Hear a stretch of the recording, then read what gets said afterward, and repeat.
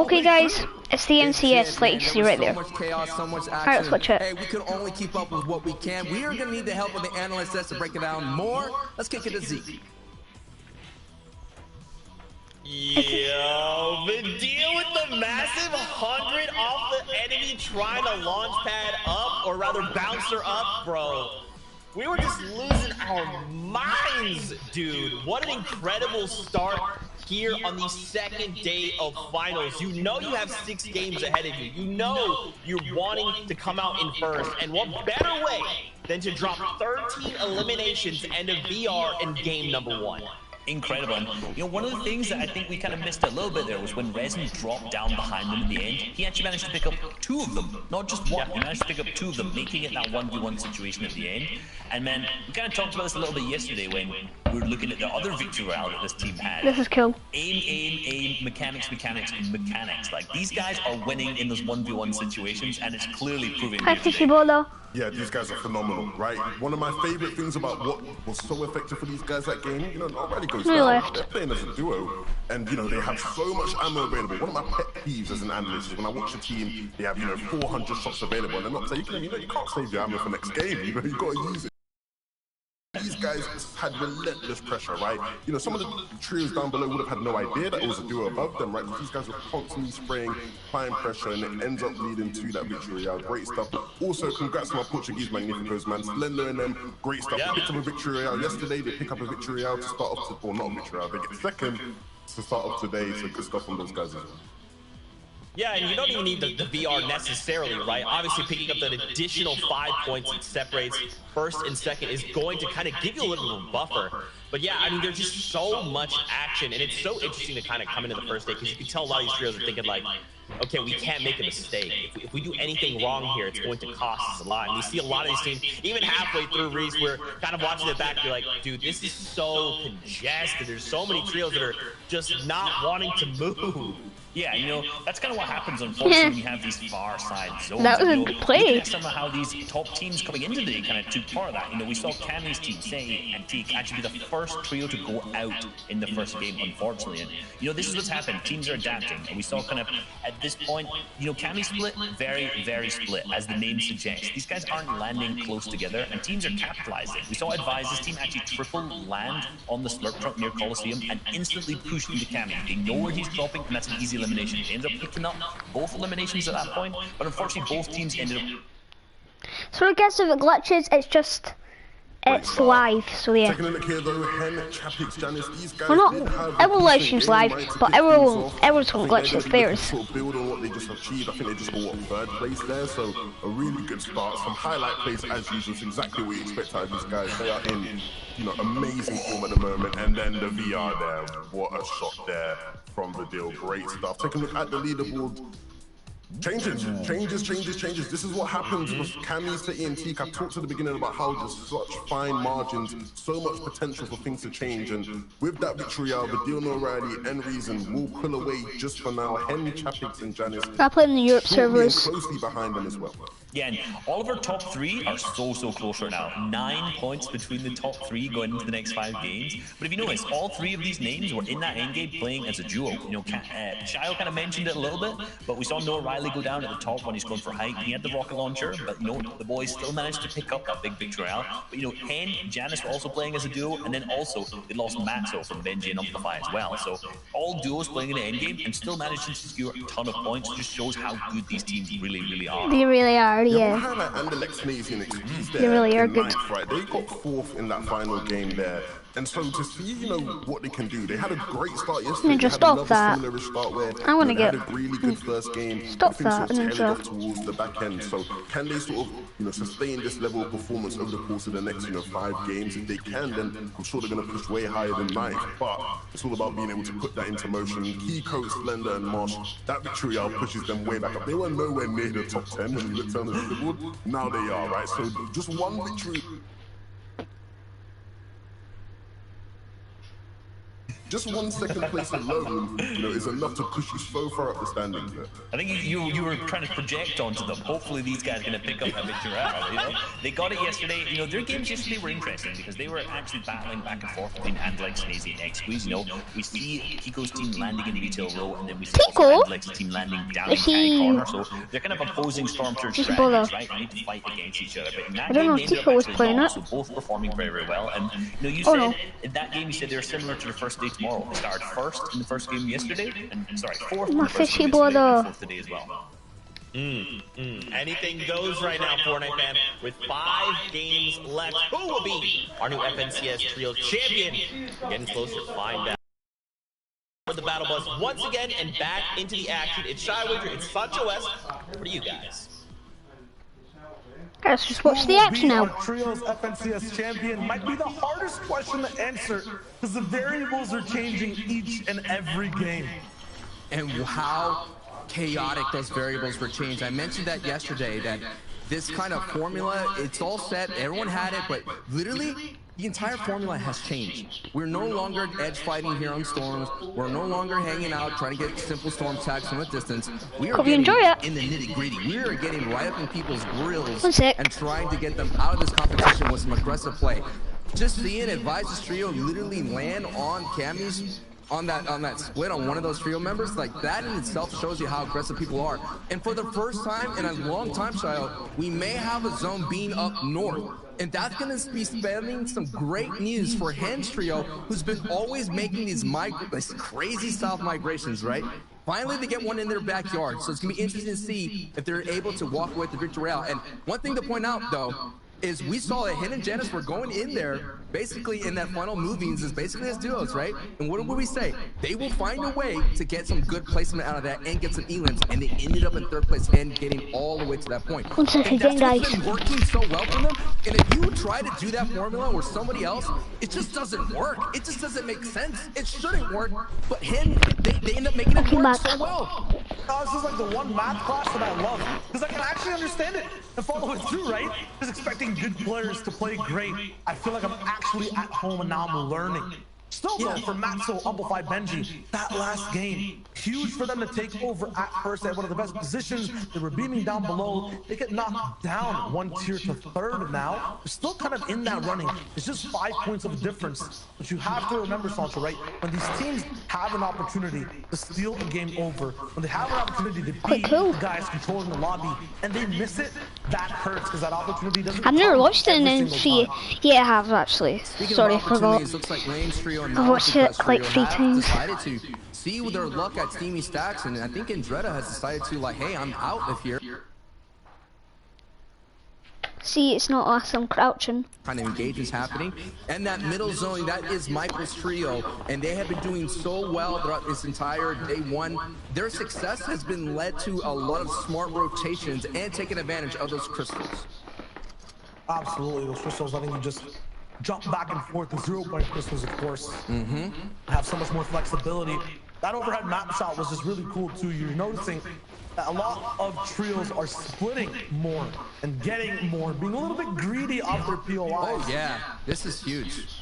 It makes it look like a beautiful painting though. It's nice. We get art inside Fortnite amongst all the action. Yeah, Matzo is never really that far off the coast. It's usually Amplify is the one that's that far. Amplify literally sits on the edge and he just fishes. That's how far as he goes. Because you have Paco's team kind of landing in that logjam, but we all been knowing that Paco has been going all the way to center as fast as possible. It's the teams like Benji's teams and teams like Hen's teams and Vidil's teams. I would say they'd be in their POI for 8 minutes, but it looks like all calm is chill on this POI for the first time. There is a moment of peace. No, this is not peace. Have you ever been on like a customer support call before, Sancho? All the time. You get angrier the more you have to hold. I guarantee those trios are just, just steaming inside Steamy Stacks, waiting for the fight to break down, pumping up their loadouts. Past that, though, these guys got their call answered. They're at the help desk. Artox, Pizza, and Ardent might not even need a helping hand here. They're looking pretty good in this fight. Never mind. Reverse that situation. Never mind. I'm just taking apart Vior piece by piece. And in a matter of, what, 7 seconds, that fight is over.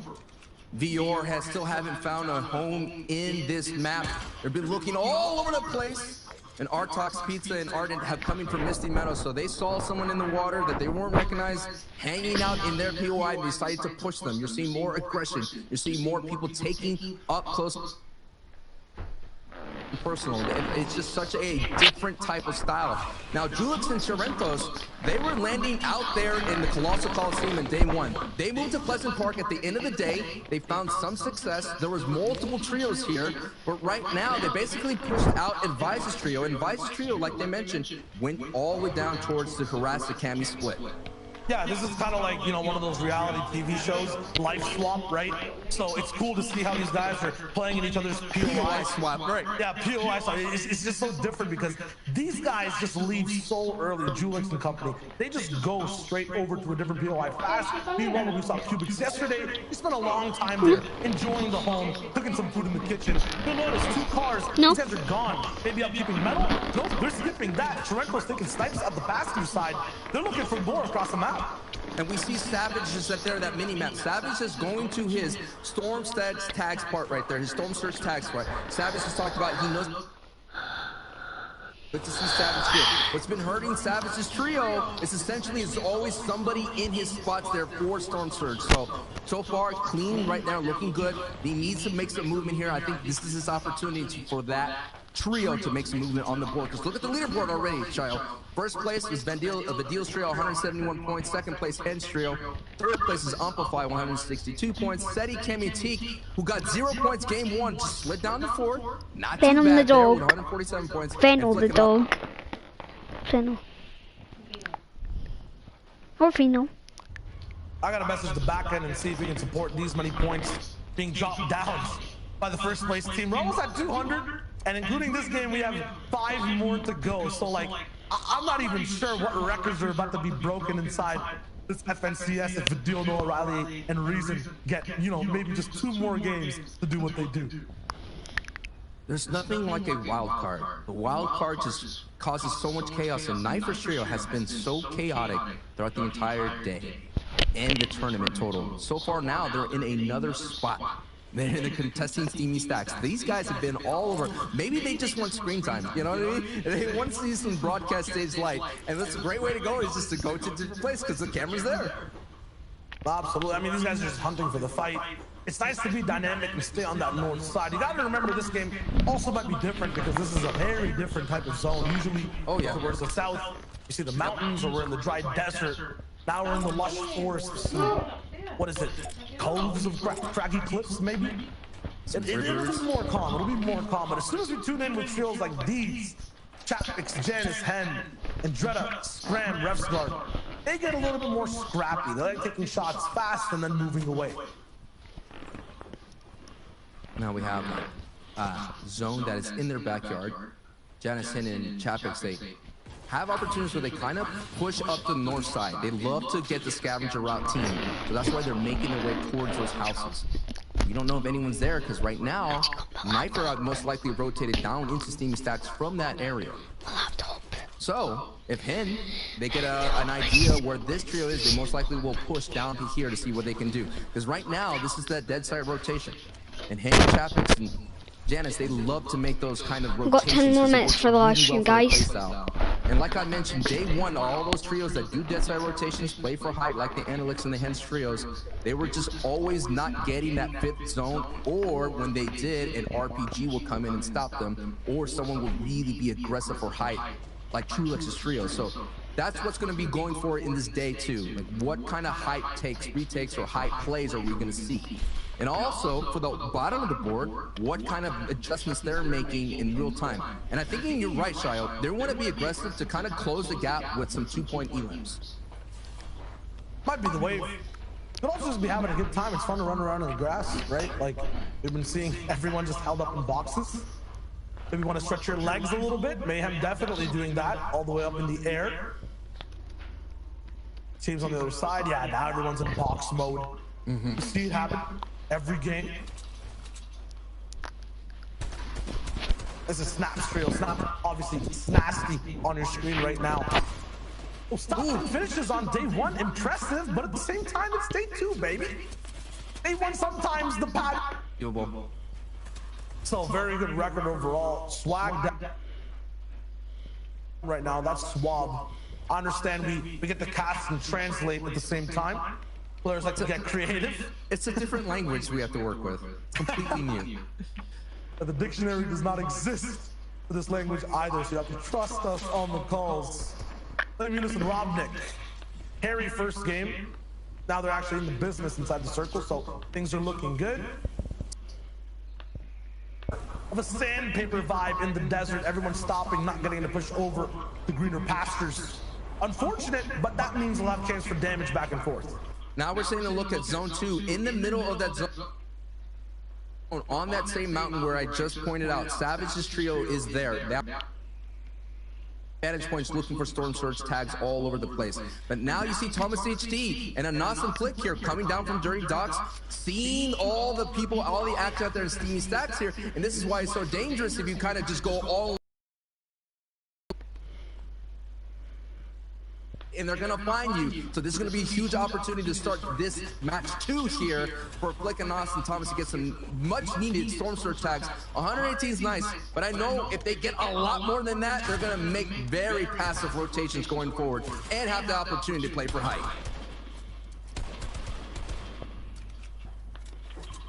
Might have to get some water for Flick as well. I think this man might be dehydrated waiting all the way over for that late game. Look at the loadout. It's fully close range. It's fully meant for those box dives and rotations and fights towards that end game circle. But if we're looking at pattern, it'll be a duo game, possibly. And that'll be trouble if it is Flick, because that golden loadout looks amazing. Trader, Wishiwashi, and Rax. You know, first time looking in at big FNCS finals performances. The NCS is good this season. I'll give it Their damage threshold looks really good too. Yep, a 15 out of 20. Fighting as well. And we can obviously see which way that fight went. It's just simple, man. It's like I mentioned, all great minds think alike. All these players, they kind of rotate the same way. There's valuable rotations, there's efficient rotations. They know exactly where every piece of rock, where every piece of tree is that they could farm, refarm, 0 crystals. And what ends up happening was when you find those valuable, easy, like chill rotations, you're gonna find someone else there. It's just the way of the world. That just ends up what's happening here in the Fortnite island. It's funny that they're even called 0-point crystals, because every time I see a team use them, they get way more than 0 points. Like these guys, they push in hard. Past that though, no crystals to eat here. So maybe these guys get left at 0 points, picking a bad fight there. There's Leo down. Right next, the Shizo God. Mayhem comes through to meet him through. They got so many floppers. They took out the heal man of the squad. Chug splashes, floppers, gas canisters, heals. This is huge. It's almost if Leo was a character and he just held on to all the floppers and he was trying to sell some, but they didn't have any kind of gold and they took Leo out. Four floppers total, 3 of them are going to be kind of distributed there. Now we're seeing the zone revealed and you're seeing, look at this. There are some kind of teams right at Savage's door right there beneath. Now you're seeing as well. That's hint. I believe that someone's at center. I wonder who is center on that tree. That's a very valuable mountain spot here, because we all know when in-games get there, it's pretty much just going to revolve around that little big mound there. So we'll keep an eye on that. It's not Padil's trio there that's fighting right there. Stompy goes down. So that means once again, Noah Riley, the deal, Reason is going to hold on to that RPG. And we saw it last time. It was a key to their success with Noah Riley going in and full sending it to height to help his team hold on to that. And at the end of the day, get a victory royale. Absolutely. Sometimes you don't even need that RPG all the way towards the end. With Leo down, ZQ and CRR are going to be the ones affected so far. Oh, taking a look at it. Oh no, big snipe over. The deal's knocked down. It's not even the snipes. It's Storm Surge coming in. This guy's not going to find anyone to do damage from. Kinzel, I guess, wasn't there this time or didn't want to fight. That's a team all the way near the top that won't be there to stop anyone else. That's wild, man. Usually Storm Surge for that team is all about pushing people that are on the scavenger route. Egram was the kind of guy that did it. Every time they made those rotations on dead side, they usually unlock that. And Reason's still holding on. He's doing all that he can. He's going into his heals. He has to survive 3 people here. 3 people have to go down, or if he can hit the snipe of his life here, it could happen. Can Reason hold on? He's going to have this eye set on the tree on the left. This is going to be a huge opportunity. Does he hit it? Oh, he doesn't hit it. That's what he needed. He's going to fall shortly. And there he goes, down to Storm Surge. And that's the #1 team eliminated. Oh no, no one team's eliminated. It's basically the lock now. If anyone can jump up past that, it would basically mean that they're in first for the competition. A second chance now for Benji, Fishy, Matzo, and Amplify. Another big wave for Janice, Chapix, and Hen to push themselves forward. They're the second place team currently. And for everyone else around, like the Siptos, Kinzel, CRR, Leo, who got rebooted, it's a chance to catch up, not having one of the biggest point hogs alive in the match anymore. CRR finds a pocket of destiny to get these frags and shots in. Not going to be possible for him to connect for any more, though. One flopper here, the whole trio alive behind him, but I don't think this is going to be the best lane to follow. This is a trap that Kinzel's setting. He can turn around really quick and find more beams. His juicy CRR trio is on the other side. This is not where they like to be. This is not where they like to fight, but you're just trying to get into these box fights out there, and it is kind of messing up their game plan that they're used to. Now you're seeing the lines are not set at the storm line. They're really going all the way out to POIs, and that's what Kinzel's trio did. They literally went all the way up to Craigie Cliffs to kind of third party into some fights here, and when they're able to do that, CRR definitely suffered, but there's still a team on the bridge. I also saw on the feed trial, Savage's trio taking out Pablo's trio, because we all know Pablo loves center, and Savage's trio was already sitting there, and they had a box fight, and Savage was able to kind of take out one of those members. We'll take a look if Pablo's trio is one of them still around here shortly. This is the worst spot for Benji Fishy. Oh no, every single time of the game! Scooped up from the dirt by a shovel of shots from high grounds. And now there's no way that these guys can dig back their chances at staying in this game. No shields, no reboot men in sight. Matzo and Amplify have to operate as a duo. I know they're powerful, but they're so much stronger with Benji at the helm. Moshi's also just pushing right by towards the box. This man has taken out some of the most high-profile teams towards the top spot. In game 1, it was Seti Kami and T. In game 2,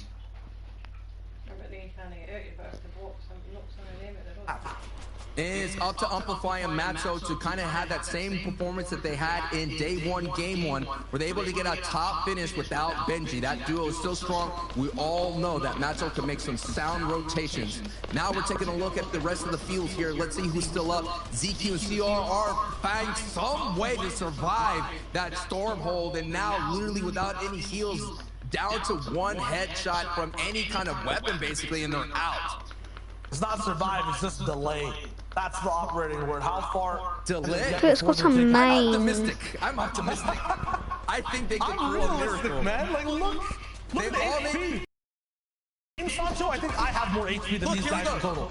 Here we go. CRR, we know has the ability to do something. Pull a magic out of his hat. You get some beams right there on. No, if they get a refresh, they're right back in it. Oh, no! It was too much too soon, and the edits come down from Neb's trio. And they just see it. It's just sometimes you can't overcome statistics, Shayo. You're right. No, it's not even that, though. You're right in the fact that it could still affect the server. It took out Wakey from shields and HP down to nothing. That's going to affect the Siptos and Kinzel's chances, that whole trio, of making it in. Talking about big trios, though. Hen, Chapix, Janice, High Grounds. This is kind of like, what is it, a metaphor for the standings right now. They're basically in first if they make any form of placement.